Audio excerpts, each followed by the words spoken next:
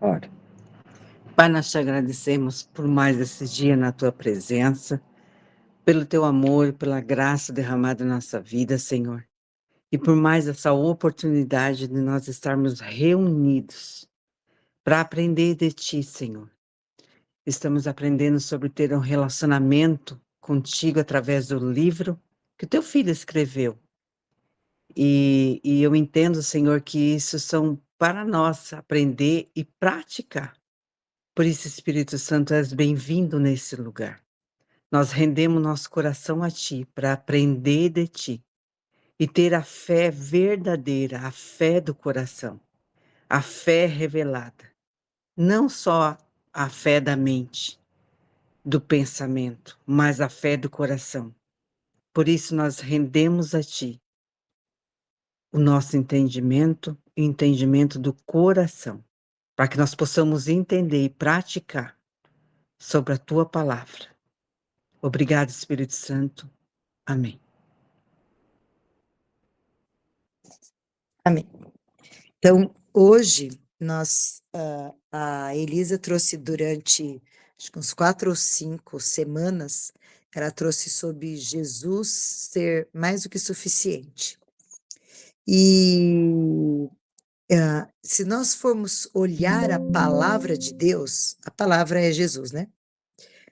Verdade, né? A palavra fala que a graça e a verdade vieram por Jesus. Então, eu tenho aprendido com uma passagem bíblica que ela se estende, na verdade, né? Ela, ela, na nossa Bíblia, ela vai estar cortada, mas ela se estende para o objetivo, na verdade, certo? E eu estava olhando assim, faz um tempo já que o Senhor tem falado no meu coração acerca dessa passagem e de coisas que estão lá dentro para nossa prática Pitágoras mesmo, né? Como a Maria falou. Então, é uma passagem super provou há mais de 2000 conhecida. anos. Jesus acalma a tempestade, e ela é mencionada em 3 evangelhos. Ela é mencionada em Mateus, Marcos e Lucas. Ela é mencionada nos 3 evangelhos. Só que cada um deles vai trazer. Não precisa. Tá gravando? Tá, mas estou gravando É. um outro aplicativo Ah, aqui, tá. que tem resumo Só conversando. que em cada um dessas passagens, né, em cada uma delas, existem detalhes que às vezes não aparecem na outra, e são esses detalhes que vão nos mostrar essa suficiência de Jesus.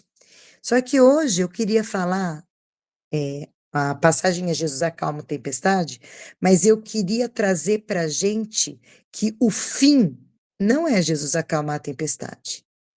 Tem mais. Existe mais do que só acalmar a tempestade.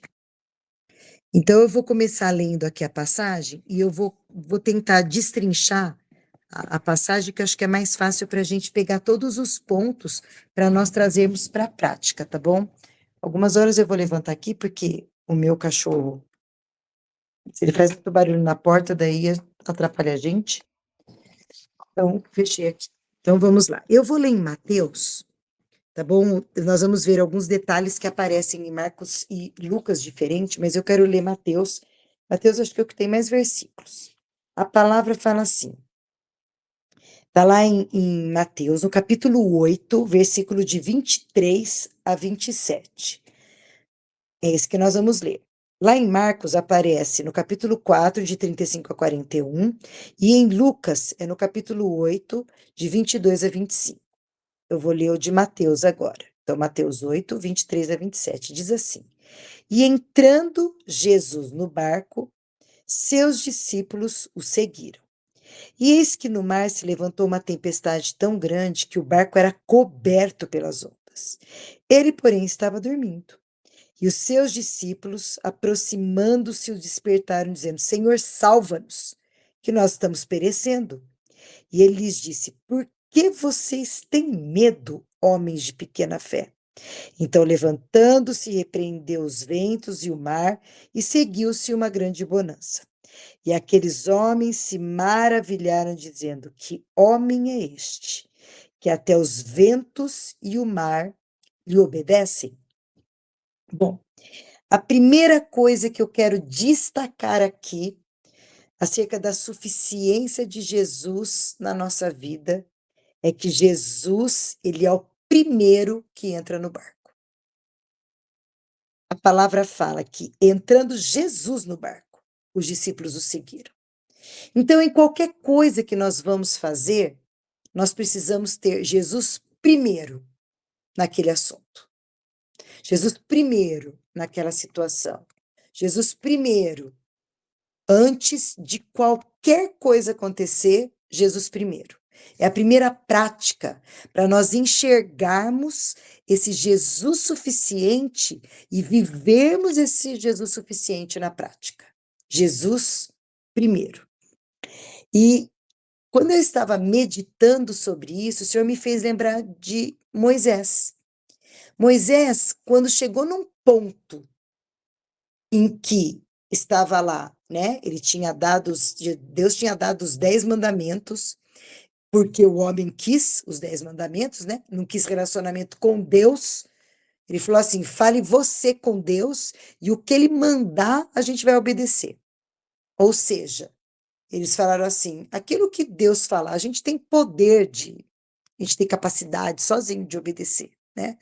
E mal Moisés desceu, já tinham feito o bezerro de ouro e quebrado o primeiro mandamento. Ele nem tinha entregue os mandamentos, o primeiro já tinha sido quebrado, né? E aí, quando acontece tudo isso, Deus fala assim para eles: eu não vou voltar atrás da minha promessa, vocês vão entrar na terra prometida. Porém, eu não vou mais com vocês, eu vou mandar meu anjo. E Moisés, naquela hora, ele tinha uma comunhão com Deus, né, e uma ousadia de conhecer ao Senhor. Ele sabia quem era o Senhor. Ele conhecia o coração de Deus. Ele não via só os feitos de Deus, e a maioria deles foi feito pela mão dele, né? Mas não era só o feito de Deus. Ele sabia o coração de Deus. Ele chega para o Senhor e ele fala assim, está lá em Êxodo 33, 13 e 14. Se eu tenho achado graças aos teus olhos, eu rogo-te que me faça saber o teu caminho. O que está no teu coração, Senhor? Se eu tenho achado graça aos teus olhos, me mostre o que está no seu coração. E atenta que esta nação é o teu povo. Eu quero conhecer e eu achei graças aos teus olhos, ele diz. E o Senhor então responde: irá a minha presença contigo para te fazer descansar. Existe um propósito para a presença de Deus ir conosco, nos fazer descansar. Guarda isso que nós vamos ver isso lá na tempestade. Moisés então disse: se a tua presença não for conosco, não nos faça subir daqui. Só que Jesus, ele nem precisou que alguém falasse para ele isso quando ele entrou no barco, porque ele foi o primeiro que entrou. Quando Jesus ele fez essa obra completa da cruz, Jesus se tornou aquele que assim, ó, ele tem uma passagem lá em Isaías que eu acho que é a coisa mais linda que existe, que ele fala assim: vai chegar um tempo que eu vou dizer, eis-me aqui. O próprio Senhor vai falar, eis-me aqui. Foi o que Jesus fez por nós. Ele disse, eis-me aqui, Pai. Ele entregou a vida. Então, quando Jesus ele entra no barco, ele é o primeiro a estar ali. O que ia acontecer com os discípulos ia ser na presença de Jesus. Então, se o Senhor estiver conosco, nós podemos ir. Eu amava cantar um hino da harpa que falava: se Cristo comigo vai, eu irei. E não temerei, com gozo irei, comigo vai. É grato servir a Jesus, levar a cruz. Se Cristo comigo vai, eu irei. Então, Jesus ali, o Senhor é claro na passagem, ele começa a passagem dizendo assim: Jesus entrou no barco e os discípulos seguiram.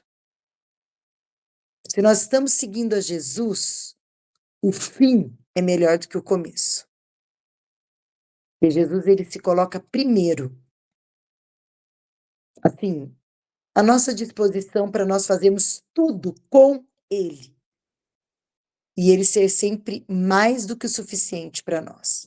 Então, essa é a primeira coisa que eu quero que a gente guarde como prática do que a gente vive, né? Eu sei que aqui nós temos palavras, e se a gente não teve palavra porque profeta trouxe, nós temos a palavra que nos dá promessas, né? Nós temos a palavra que nos garante livramentos, nós temos a palavra que nos garante alcançar coisa que nós estamos almejando, né? A palavra ela nos traz as promessas, e a palavra fala que em Jesus Cristo sempre há o amém e o assim seja, em tudo que ele disse. Existe a confirmação de que o que ele disse é a verdade e é para se cumprir na nossa vida. Então, o fim com Jesus, ele é melhor do que o começo. Mas a gente precisa entender que quando Jesus ele entra no barco com a gente de qualquer situação, existe um processo para a gente chegar até o fim. E o que vai acontecer conosco nesse processo, né? Como que nós vamos nos posicionar nesse processo, é que vai levar a gente a esse fim. Se nós permanecermos com Jesus, o nosso fim em Jesus vai ser cumprimento daquilo que ele prometeu.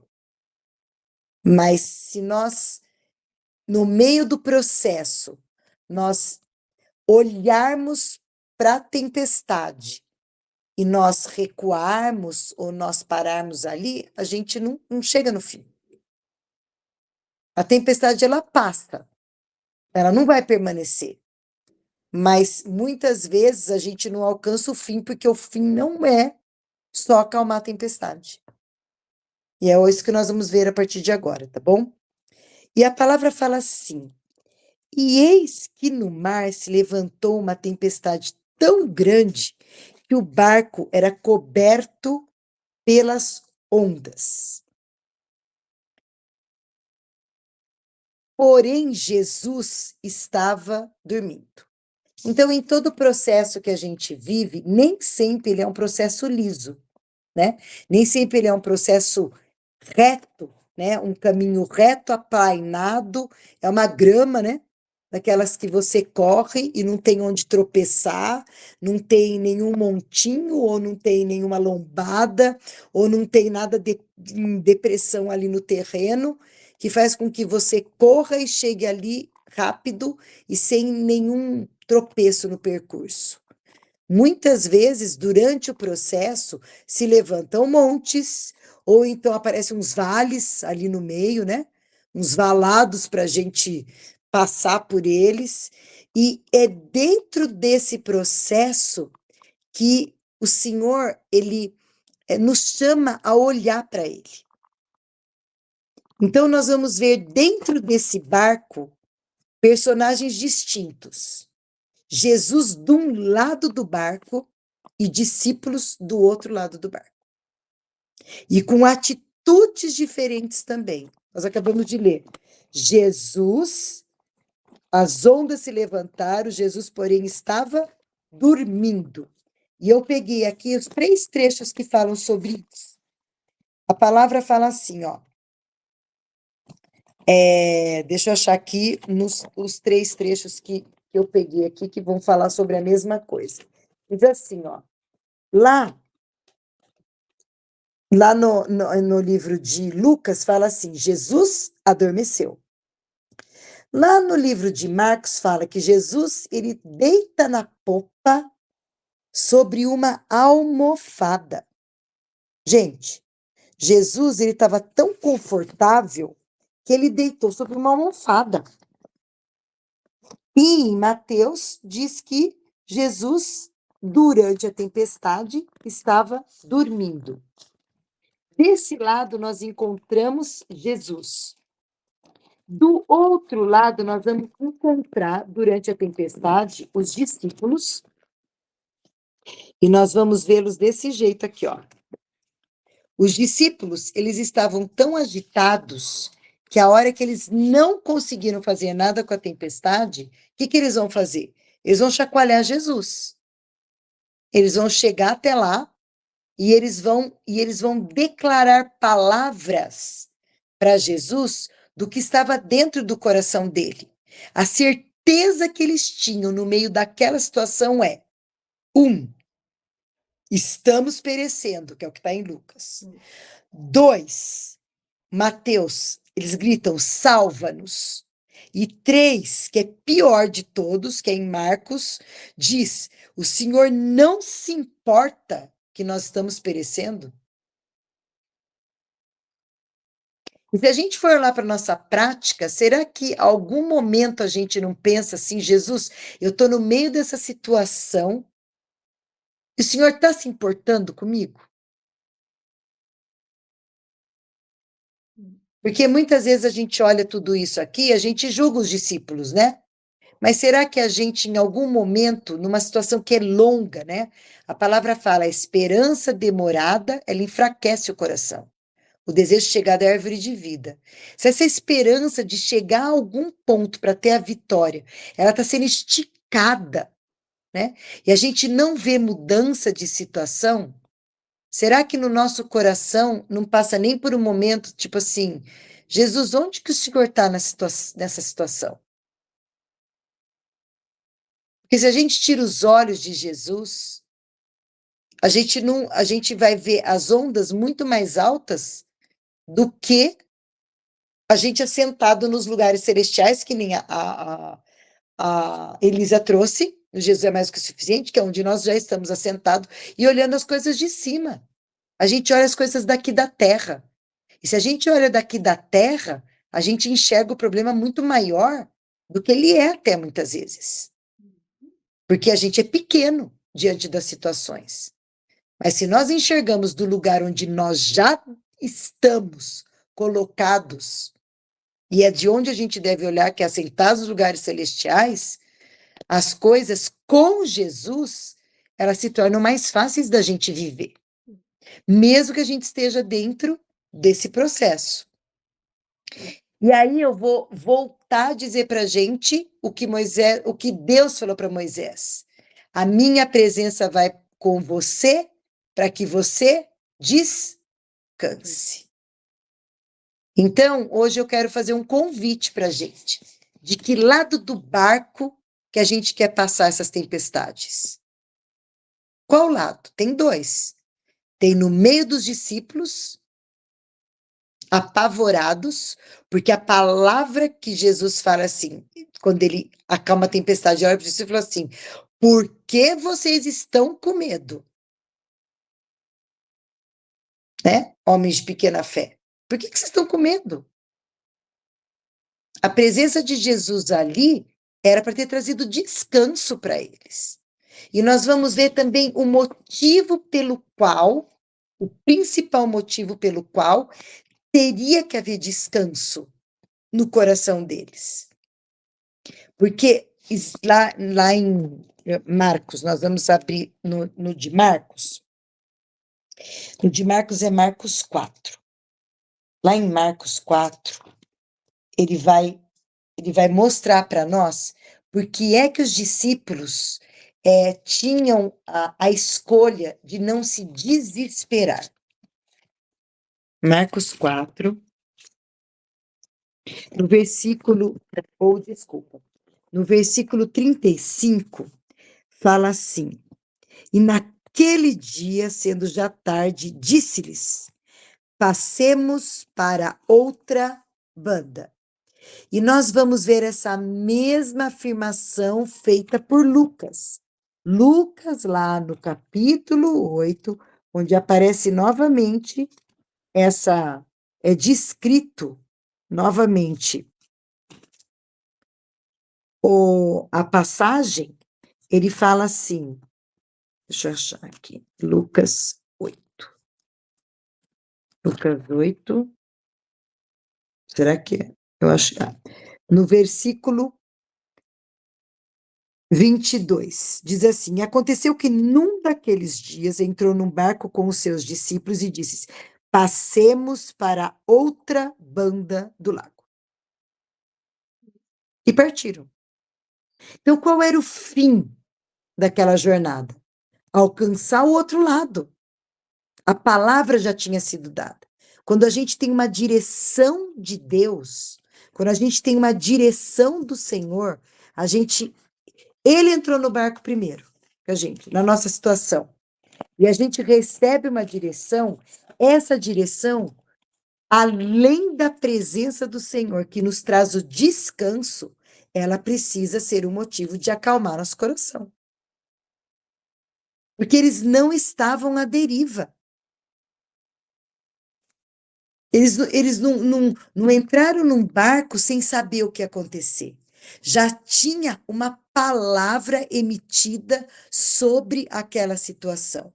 Nós vamos chegar ao outro lado do lago. E a palavra de Deus, ela precisa ser suficiente para nós. Senão, no meio do caminho, quando a tempestade se levanta, e a tempestade ela pode ser interna ou externa. A tempestade interna, e para mim é a pior que tem, é quando os nossos pensamentos vão comandar a tempestade. Não sei se vocês já viveram isso, eu já, de dormir e acordar e lutar contra um pensamento que eu sei que não vem de Deus, mas eu estou fazendo uma coisa, o pensamento volta a aparecer de novo. Hum, Como é que fala? Eu orei e daí eu vou fazer qualquer coisa do dia a dia, mas aquele pensamento ele volta a me perturbar. Então, a tempestade pior que existe é quando a mente da gente, ela está rodando como se fosse uma tempestade mesmo que não acaba. São ondas que se levantam uma atrás da outra e os pensamentos, eles vão dominando. E quando eles dominam os nossos sentimentos, a primeira coisa que vem é o medo.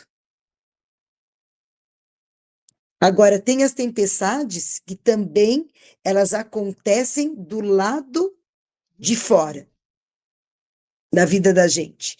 E essas tempestades, elas são aqueles que vão interferir no meio do nosso processo.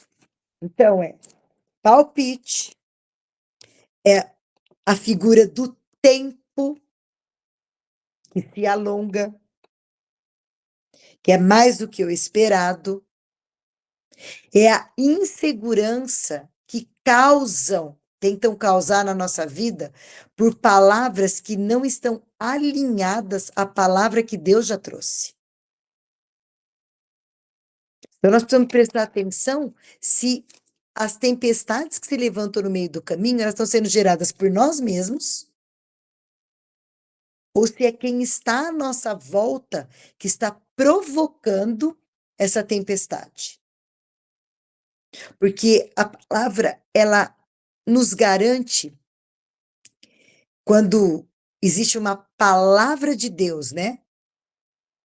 Já na direção que o fim é chegar no lugar que o Senhor já preparou para nós. Quando o povo ele estava para, eu acho que voltar, sair do cativeiro, existe uma palavra que é trazida para Zorobabel, filho de Sealtiel. E eu não sei se é Naum, depois eu posso até procurar onde está, mas é nos profetas lá. E Deus traz uma palavra dizendo assim: diante de Zorobabel serás uma campina. Tudo aquilo que eles estavam passando, o Senhor diz: não, diante do que eu estou levantando Zorobabel, diante de Zorobabel, tudo isso daí vai ser uma campina. Ou seja, se atravessar uma campina é uma coisa rápida. O Senhor ia acalmar toda a tempestade, todos os montes, todos os vales, eles iam ser tudo alinhado ali naquele lugar. É o que fala em Isaías. Isaías, acho que é 42 ou 43, que fala assim: e os montes e outeiros serão abaixados, e os vales serão preenchidos, o caminho torto será endireitado, e aquilo que é áspero se tornará liso, porque a boca do Senhor disse isso. E então verão a glória de Deus. Então, todas as tempestades que se levantam na nossa vida, elas têm um fim. Mas a gente não pode prorrogar elas. Porque a gente pode repreender o que está de fora. Assim como Jesus levantou e com uma palavra ele repreendeu a tempestade. Mas o pior para a gente calar é aquilo que já foi gerado dentro de nós. E é essa que nós precisamos manter quieta e realmente entrar no descanso do Senhor. E a gente pode declarar, Senhor, o Senhor está comigo, assim como Moisés disse, né? Se o Senhor não for conosco, nós vamos subir. Então Deus disse para ele: eu vou com você para te trazer descanso. Então, Senhor, o Senhor está comigo? E isso daí é para me trazer descanso durante todo o processo.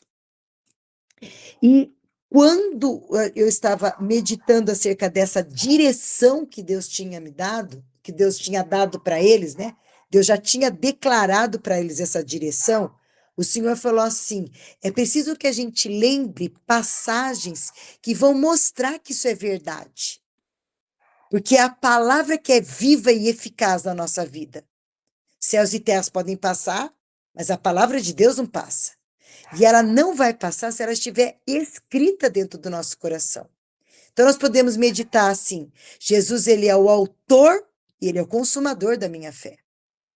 Se ele deu essa direção, ele é o princípio e o fim dela. A segunda, aquele que começou a boa obra é aquele que vai completar em mim até aquele dia. Tem outra. O Senhor é que opera em nós o querer e o efetuar. Então, a fé, essa fé, ela passa a ser gerada por causa da palavra de Deus. Ela não é gerada de qualquer maneira. É a palavra de Deus que gera essa fé no nosso coração. Então, no meio da tempestade, nós precisamos declarar essa palavra, dessa fé que já está sendo gerada no nosso coração. Então, eles não estavam à deriva. E é aqui que, na direção de Deus, que a verdadeira e fundamentada fé, ela precisa ser gerada. Porque o Senhor disse que ia sim passar para o lado de lá. Amém? Então, vamos para a continuação aqui da passagem. Diz assim, vou voltar para Mateus aqui.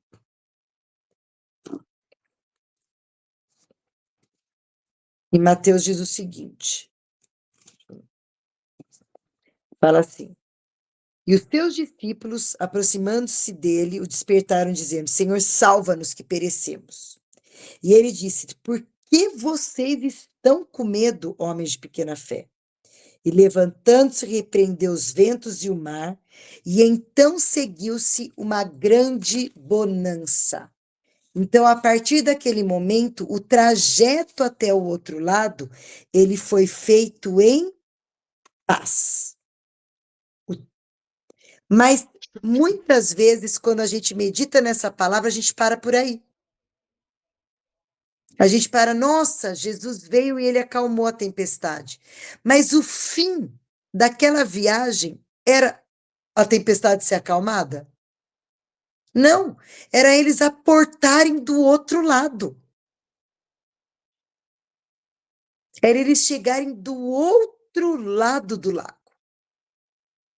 O cumprimento da palavra não estava dentro do lago de Genezaré. No mar da Galileia, como ele é chamado. Não estava ali. O cumprimento da palavra estava do outro lado, em Gadara. E é aqui que o Senhor começou a trabalhar comigo. Porque a gente pensa, quando a gente medita nessa palavra, que o fato do Senhor ter dado o livramento da tempestade, isso faz com que tenha tido o cumprimento da palavra. E não é. O cumprimento da palavra está na libertação do gadareno. E aqui a gente tem alguns segredos, né, alguns pontos para a gente meditar de como é que a gente chega, então, no fim da nossa fé. Que o Senhor é o autor e consumador da fé, naquilo que Ele prometeu, Ele é fiel para cumprir. Onde está o fim da nossa fé? Está lá onde, está exatamente onde está o endemoniado gadareno. Não é no meio do lago de Genezaré. O cumprimento é na libertação dele. E aí eu quero ver, então, alguns pontos para a gente meditar acerca disso daí. E o primeiro é: quem foi até o problema? Porque o problema não era o lago, o problema não era a tempestade, o problema em si que gerou no coração de Jesus pegar aquele barco e colocar os discípulos para seguirem era libertar o endemoniado gadareno. O foco era ele. A gente às vezes se distrai com as tempestades que se levantam e a gente não soluciona o principal problema que está dentro do nosso coração. A gente olha para o fruto, mas a gente não vai até a raiz. E todo problema é solucionado se ele é arrancado desde a raiz. A tempestade que se levantou não era o problema a ser solucionado. O que precisava ser solucionado era a libertação, é tirar do cativeiro, da mão dos demônios, né, da legião de demônios, o gadareno. E não é o gadareno que vem até Jesus, é Jesus que vai até ele. Então, a primeira coisa que a gente tem que ter certeza no nosso coração é que Jesus se importa, sim, com o nosso problema. É ele que vem no nosso encontro para solucionar o nosso problema. A gente apresenta diante dele, o Senhor nos chama para orar, porque ele fala para a gente apresentar as demandas diante dele, mas ele tem prazer em ser aquele que soluciona o nosso problema. Foi ele que foi até o endemoniado de Gadareno, de Gadara. Embora tivesse a incredulidade, segunda coisa que a gente precisa aprender. Os discípulos, por causa de ter se levantado a tempestade, eles duvidaram, certo? Então, houve medo, houve dúvida, mas quando nós olhamos para Jesus no problema que nós apresentamos diante dele, a gente precisa ter certeza que Jesus ele não vai mudar a rota, ele não vai voltar atrás das promessas dele. Jesus vai até o fim, porque ele é autor, ele é o consumador da nossa fé. Então, a incredulidade dos discípulos não muda o coração do nosso Deus com relação à vida da gente, com aquilo que a gente está enfrentando. Aquilo que ele falou, ele é fiel para cumprir. Por isso que no meio de algum problema, quando a gente está enfrentando algum problema, né, e a gente precisa saber que a solução está na raiz do problema, a gente precisa se cercar de pessoas que creem, pessoas de fé, e não pessoas que não creem. A fé de Jesus não ia ser abalada nunca, ele sabia quem era o Pai, ele sabia o que ele tinha que fazer, mas se a gente coloca a gente de um lado com Jesus no barco e do outro lado os discípulos entrando em pânico, será que a gente não entraria em pânico também? Por isso que no meio de um levante, de alguma coisa que a gente precisa olhar para o Senhor e não desviar o olhar dele, a gente precisa cercar de pessoas que creem também. E não de pessoas que vão duvidar se aquela palavra veio de Deus, se isso é mesmo de Deus, se a solução que Deus tem é o melhor para nós, se é bom a gente continuar esperando, ao invés de voltar atrás, ou ter um plano B. ao invés de seguir o plano perfeito de Jesus. Então, a gente precisa se cercar de pessoas que creem também. Terceira coisa, a conquista da nossa vitória, ela está em nós nós conseguimos desvendar com Jesus aonde está a raiz do problema. E não ter o foco no fruto, mas na raiz daquilo. Quando Jesus ele pisa naquele lugar, ele sabia que ele tinha ido ali para libertar o gadareno. Não existia distração ali. Tinha manada de porcos, tinham aqueles que estavam apacentando porco. O porco não precisa ser apacentado. É uma coisa assim surreal falar um negócio desse. Eles estavam apacentando porco, porque o porco nem se deixa se apacentar, né? E ali eles estavam usando o terreno para apacentar porco. Aquele homem, ele era solitário, aquele homem se cortava, a palavra fala que ele gritava, e os demônios tinham um domínio tão grande da vida dele que ninguém o prendia, né? Ele arrancava todas as correntes e vivia no cemitério. Ele vivia no escuro, na escuridão, no meio dos mortos. Mas Jesus, ele vai por causa dele naquele lugar. Então, quando nós reconhecemos qual é a raiz do nosso problema, por isso que a gente precisa orar, Senhor, aonde é, o que gerou isso na minha vida? O que gerou esse problema na minha vida? O que gerou essa circunstância na minha vida? Porque é onde ela foi gerada é que está a nossa vitória. É exatamente onde ela foi gerada é que a gente vence. É que a fé, ela se torna tão palpável que a gente tem certeza que a gente vai ter vitória. E eu vou ver aqui, eu peguei eu falei para o Senhor, eu falei, Senhor, eu queria muito que o Senhor me mostrasse, biblicamente falando, então, uma situação onde aconteceu isso, onde já tinha a palavra do Senhor, vai para o outro lado, certo? Eles tinham a palavra.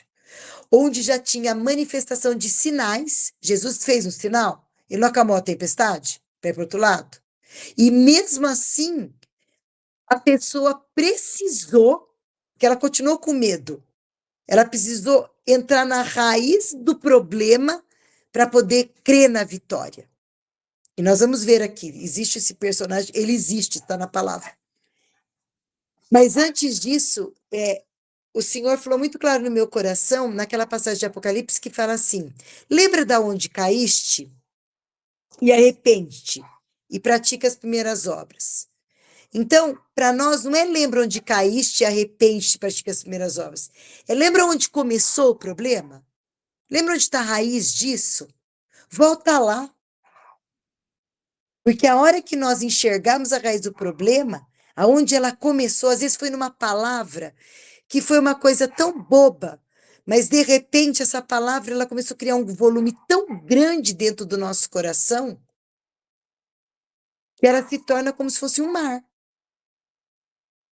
E aí ela causa tanto dano que depois você não sabe qual foi a primeira palavra que causou esse dano.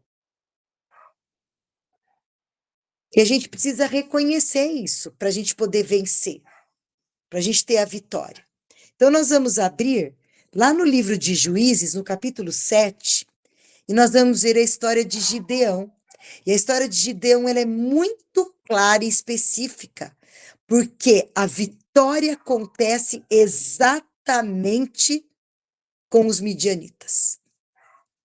Na terra dos midianitas, no acampamento dos midianitas. Então, Juízes, capítulo 7.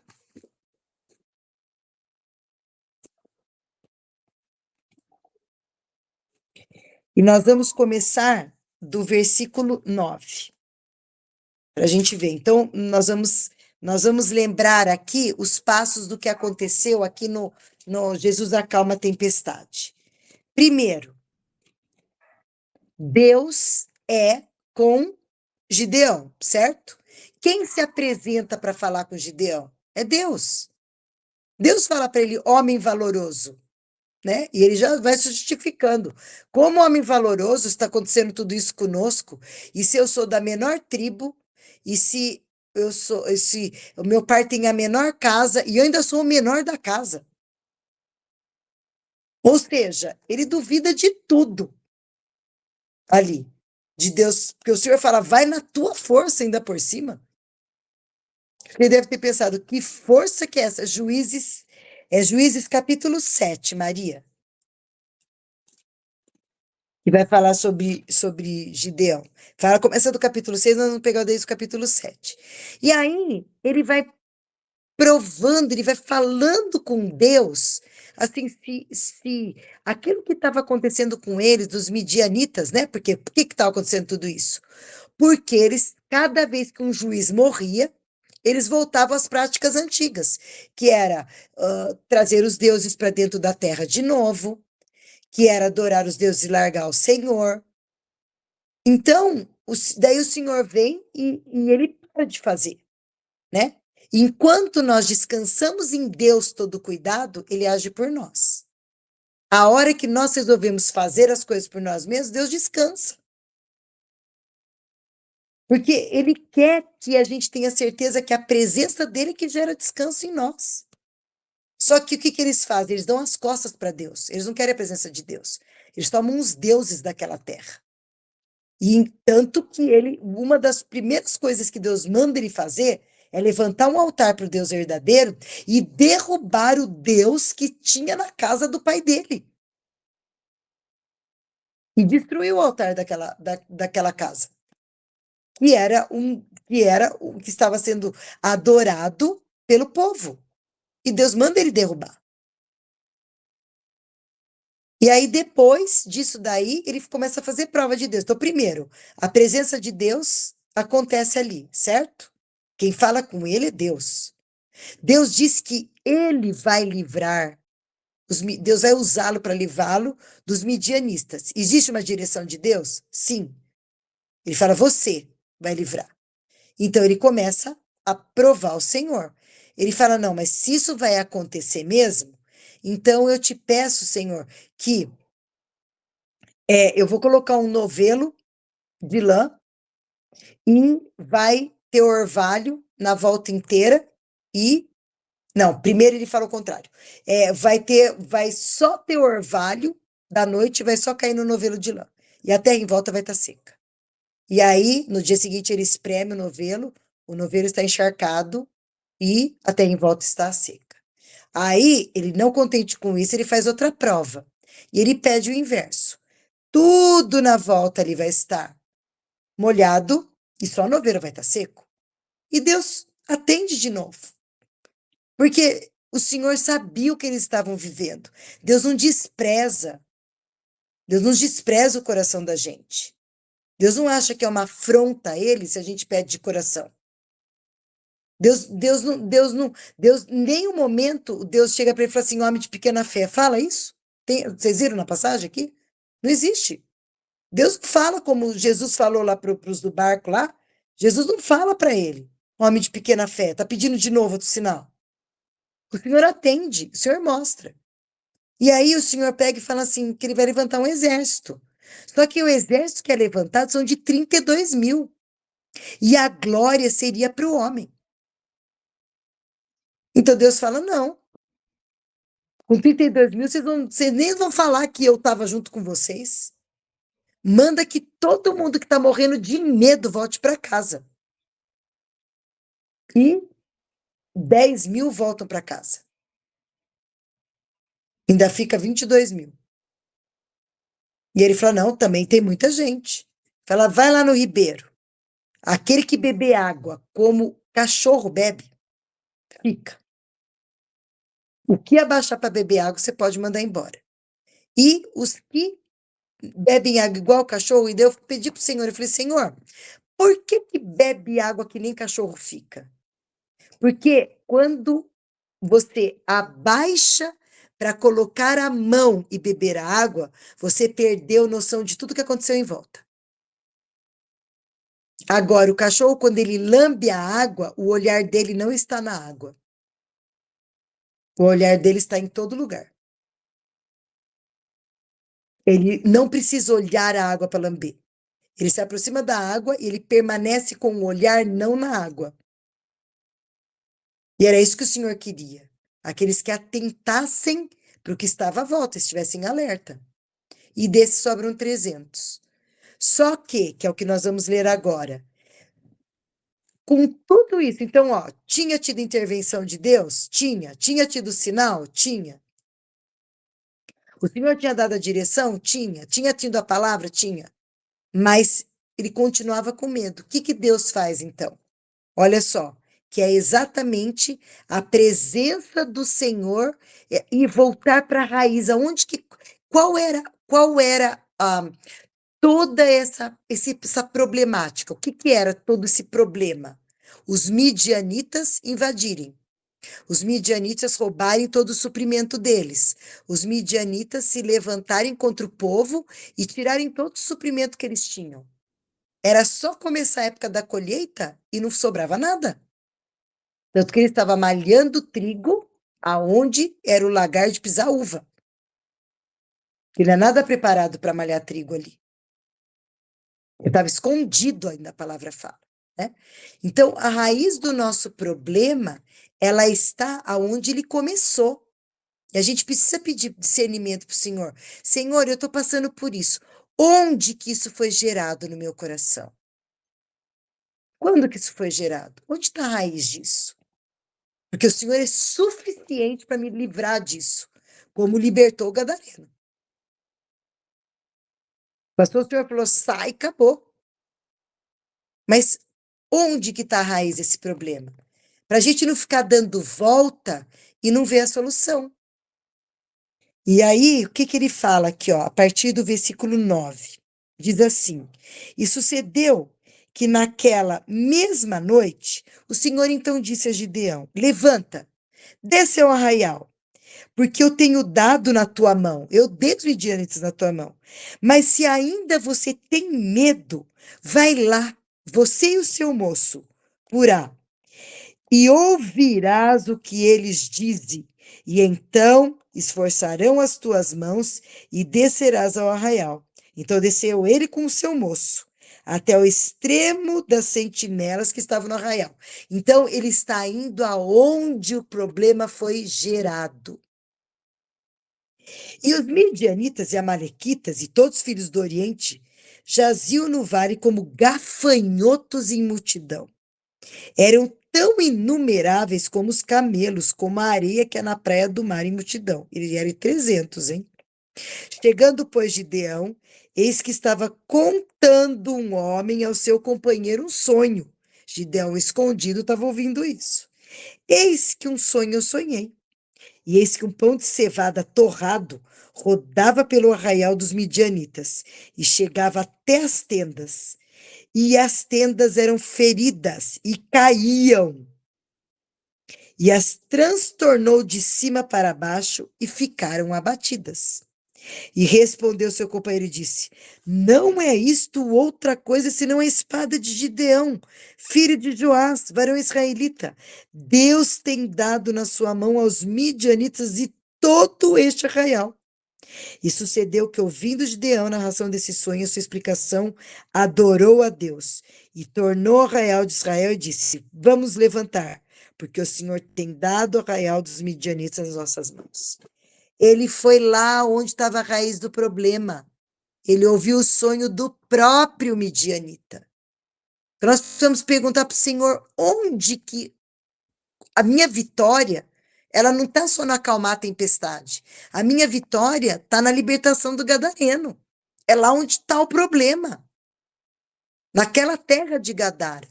Então, o que gerou isso que eu estou aguardando no Senhor? Uma promessa que não cumpre, uma palavra que eu espero e não acontece. Aonde que gerou esse levante dentro do meu coração, ou de dúvida, ou de perder esperança daquilo que está acontecendo e eu não vejo mais o fim disso? Onde que aconteceu? Foram as coisas de fora, né? Foram as coisas de fora que causaram isso? Ou isso que é gerado dentro do meu coração, para eu não vencer isso daí, é por causa de pensamentos? E lembrando que tudo isso é para a gente ter certeza que aquele que prometeu é fiel para cumprir. Jesus é mais do que suficiente. Ele foi o primeiro que entrou no barco. Ele convida os discípulos para descansar, porque ele dá o exemplo. Ele descansa. A presença dele tem que trazer descanso na nossa vida. Mesmo que a tempestade ela se levante, existe uma palavra que acalma a tempestade. Mas a gente não pode ficar só com a calmaria da tempestade. A calmaria da tempestade é um escape. A gente precisa ter a vitória sobre aquilo que a gente vive. E a vitória é a gente chegar do outro lado. E reconhecer qual é a raiz do problema. O que gerou esse problema na nossa vida? Para a gente poder ter a vitória. E aí, quando o Senhor revela, quando existe a revelação da raiz, você pode ter certeza que ali está a cura. Ali está o livramento, ali está a vitória, porque toda todo cumprimento de palavra, ele começa na raiz. E nós precisamos ter um coração que deseje entender, né, ter essa revelação da onde está. E aí a gente pode ter a solução do problema, porque da solução do problema, gente, ela vem tão fácil. A solução do problema do Gideão não foi nem, tipo assim, ele não viu matando o outro, ele não viu discutindo com o outro, foi um sonho. E se for olhar, o que tem a ver um pão de cevada ser a espada de Gideão? E Gideão nem, como é que fala? Gideão nem atacou eles com a espada. Tinha uma tocha na mão. A revelação ali do pão de cevada é porque o pão de cevada é Jesus, né? Jesus é o pão da vida, ele é o pão para todos, né? O pão do trigo, né? O pão feito de trigo naquela época era o pão dos palácios. Jesus não veio para os palácios só. Jesus veio para o povo. Ele veio para todos. Então ele é o pão de cevada. O pão de cevada foi o que foi multiplicado, porque ele era um pão do povo. E Jesus é o pão da vida que alcançou o mundo inteiro. Ele não alcançou só os palácios. Então, ali é a figura de Jesus, o pão de cevada. Mas um sonho daquele trouxe paz no coração de Gideão. Por quê? Porque ele ouviu da boca do inimigo que estava acusando ele. Do inimigo que se levantava contra ele. Então, a raiz, nós precisamos descobrir qual é a raiz do problema. E a raiz do problema está lá no começo dele, aonde foi gerado. Amém? E hoje eu quero terminar a palavra com oração, porque nós precisamos dessa fé e dessa revelação daquilo que muitas vezes faz a gente andar e não vê a solução do problema. Porque a gente está de olho numa tempestade que não é o fim, que só tá no meio do percurso. Então eu vou orar. Pai amado, o Senhor conhece cada coração que está aqui. E eu sei, Senhor, que o Senhor é muito mais do que o suficiente para, Senhor amado, começar a boa obra em nós e levar até o fim. Nós queremos fazer menção de que o Senhor é autor e consumador da nossa fé e de que nenhuma palavra que sai da sua boca, ela é mudada no meio do caminho, porque o Senhor não é homem para mentir, nem filho de homem para se arrepender.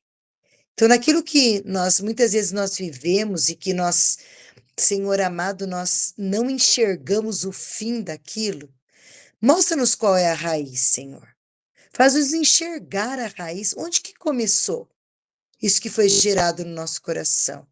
Onde que está essa raiz do problema? Nos leva até lá para a gente poder, Senhor, ter o discernimento da solução. Porque a solução, ela sempre está em Ti. Porque o Senhor é o primeiro que entra no barco, em qualquer situação que a gente viva. E nós queremos te convidar para todas as situações que nós vivemos. Mas nós desejamos não só te convidar para o Senhor estar no barco, nós desejamos seguir ao Senhor, porque é isso que a palavra fala. A palavra diz que o Senhor entrou no barco e os discípulos te seguiram. Nós precisamos te seguir, mas nós queremos permanecer com os nossos olhos em ti e escolher o lado do barco certo, Senhor. É o lado do descanso no Senhor.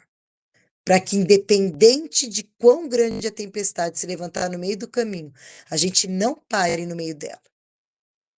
A gente vá até o fim e nós nos vejamos sarados, nós nos vejamos dentro do cumprimento da tua palavra, porque a tua palavra, ela quer que nós vivamos o cumprimento dela. O Senhor diz que os teus pensamentos para conosco são de paz e não de mal, para alcançar o fim que nós desejamos.